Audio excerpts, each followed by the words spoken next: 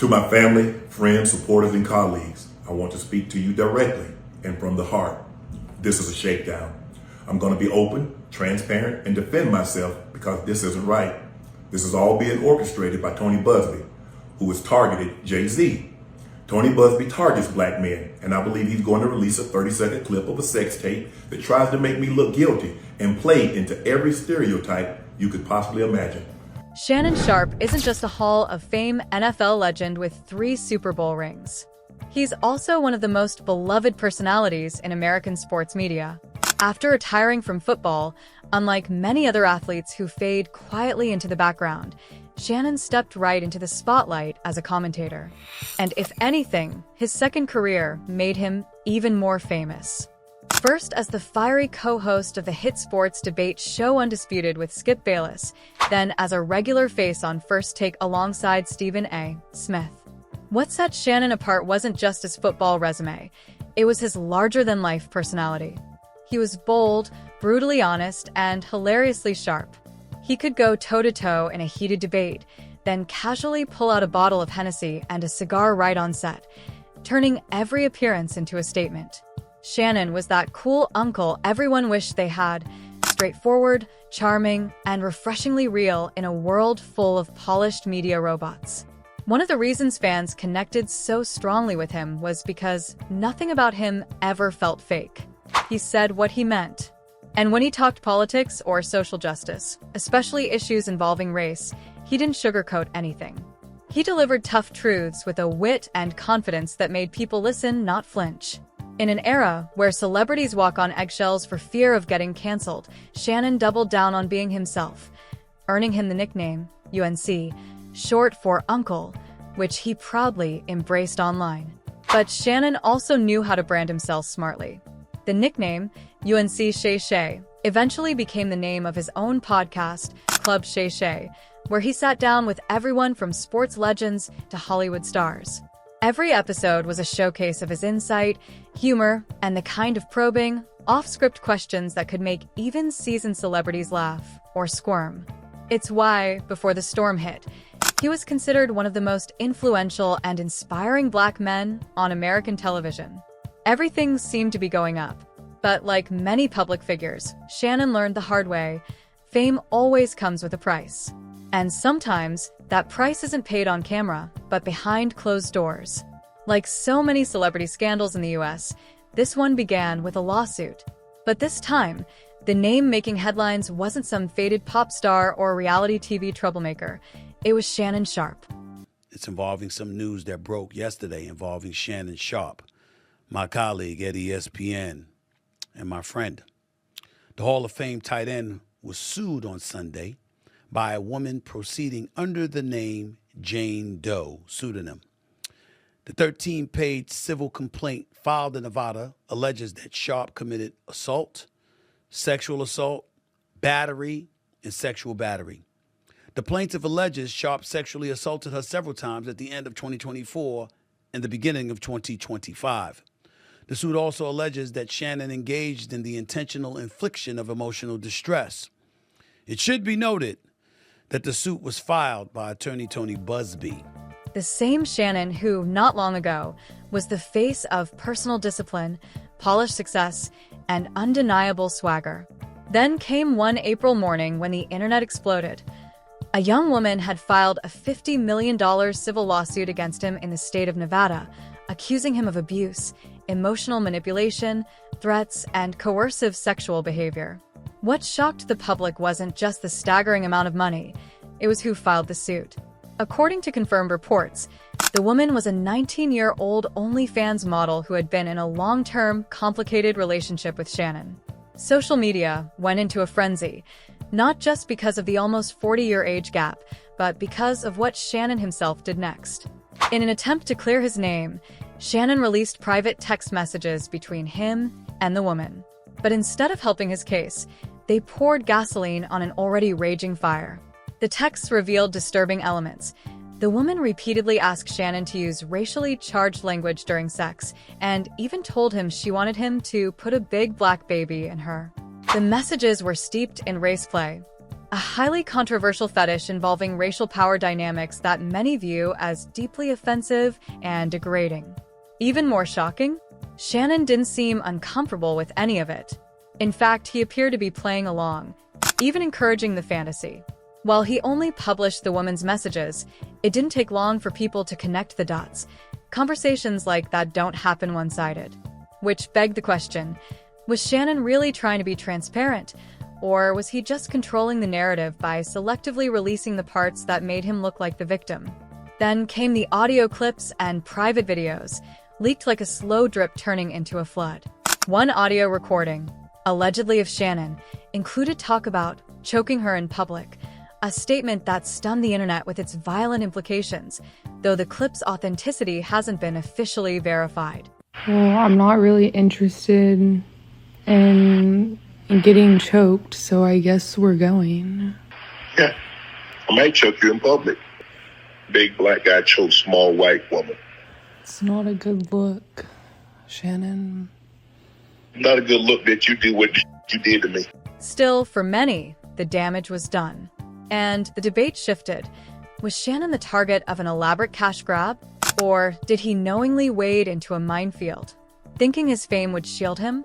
Some called it karma, that this was the consequence of a reckless, hidden lifestyle finally coming to light. Others argued this was a modern-day honey trap, a sugar daddy sugar baby dynamic gone sour, where lines between consent, power, and manipulation blur into one big mess of money and motives.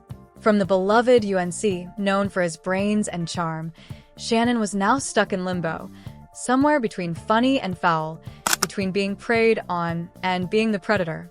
And as the scandal ignited across media platforms, the name Shannon Sharpe stopped being about sports, or even television.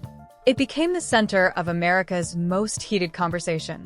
When the story first broke, Shannon Sharpe might have hoped it would pass, just another short-lived internet firestorm. But once the media started dissecting every text, every leaked clip, every whispered rumor, things got real fast. And the first big name to break the silence?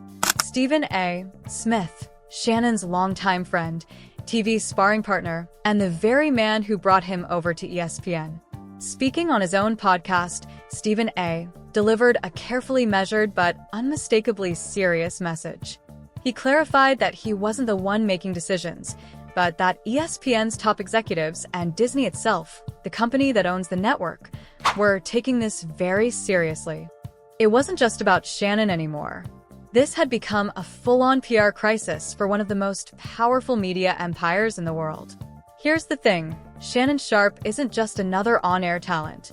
He's a symbol, a face of racial diversity in sports media, a fresh, bold voice who is supposed to help ESPN connect with a younger generation, the TikTok crowd who doesn't watch traditional TV unless someone like Shannon is on it. Do I believe that Shannon Sharpe is guilty of what he has been accused of? Absolutely not. That is my personal opinion. The brother that I've come to know, I don't believe would assault or rape anybody. And I'm going to state that emphatically. But just as emphatically, I'm going to remind everybody it is my opinion because of what I feel about him.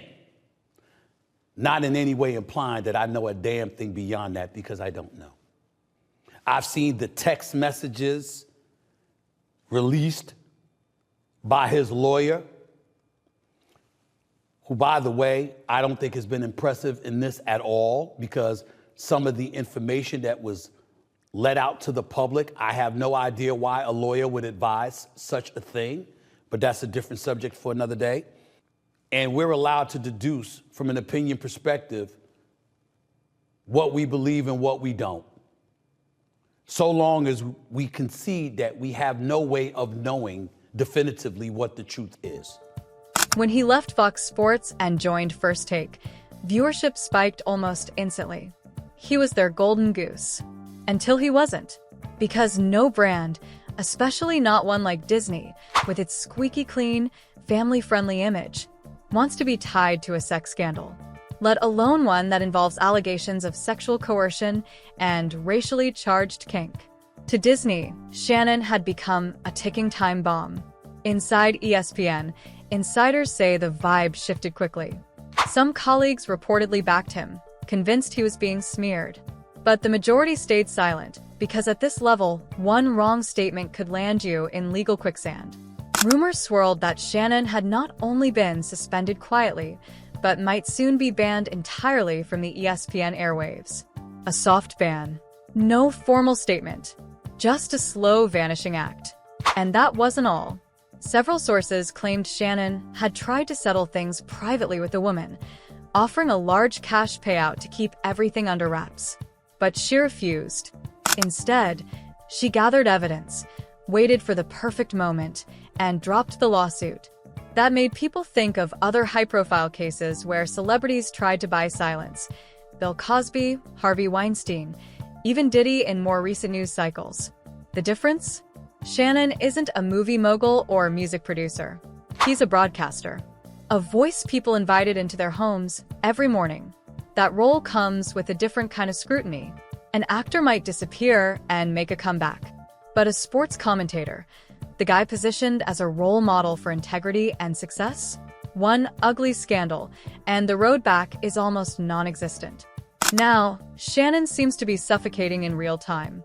Not fired outright, but pulled off the air, quietly removed from shows, seeing his social media engagement plummet, and even getting shadow banned by the algorithms. It's a slow media death, one with no press release or final farewell. Just silence and the void left behind. As the scandal gained momentum, it didn't just dominate headlines, it split the internet in two. From Twitter to Reddit to YouTube, heated debates flooded every comment section. The question echoed everywhere: is Shannon Sharpe a victim or the villain? One side argued that Shannon was being targeted, an easy mark for a well-executed setup. To them, it was classic. An older, successful black man with wealth, fame, and influence makes the perfect target for a younger woman looking to cash in on drama. Supporters pointed out that Shannon released the texts himself, and though they were messy, the fact that he chose to be transparent spoke volumes. If he were guilty, they reasoned, wouldn't he have stayed quiet and lawyered up like most celebrities do? But the other side wasn't buying it. To them, Shannon wasn't just caught in some trap, he walked into it. They pointed to the text messages laced with race play and sexual aggression, noting that Shannon didn't just tolerate the comments, he leaned into them. And even if both parties consented, the idea of a high-profile public figure engaging in racialized sexual roleplay was a step too far. This wasn't about criminal guilt, it was about judgment. Or lack thereof. One Reddit comment that quickly went viral summed up the outrage. Shannon thought being famous would protect him. But the internet doesn't forget, and nowadays you don't need a courtroom, just a trending hashtag. Others took a broader view, connecting Shannon's scandal to a string of recent controversies involving high-profile black men. Jonathan Majors, the breakout star from Creed 3 and Ant-Man 3, was accused of domestic violence. Sean Diddy Combs faced a tidal wave of revived allegations from decades ago. Some began to ask, is this justice finally catching up to powerful men? Or is there a more deliberate effort to tear down rising black cultural icons? That question divided communities sharply. And what stung more was that even Shannon's longtime fans were torn. Some walked away. Others defended him, though not without visible discomfort. One loyal viewer commented under a Club Shay Shay episode, "I used to love UNC for being raw and funny, but now I'm just disappointed. He might be entertaining, but he's no role model." Online, the memes came fast and ruthless. Some dubbed him Slave Play UNC, mocking his alleged involvement in racially fetishized sex. One TikToker mashed up a clip of Shannon puffing a cigar with the caption, "Thought he was an alpha male. Turns out he's just a victim of a 2004-born OnlyFans girl." But this wasn't just about Shannon anymore. It was about cancel culture. Right or wrong, the internet now acts as judge, jury, and executioner. The court of public opinion doesn't wait for due process. And ironically, the same Shannon Sharpe who once wielded media power to call out others now found himself crushed by that very machine. From a symbol of intelligence and charisma, Shannon had become the latest cautionary tale of modern fame, how one bad decision, One blurred boundary can undo decades of respect in a matter of days.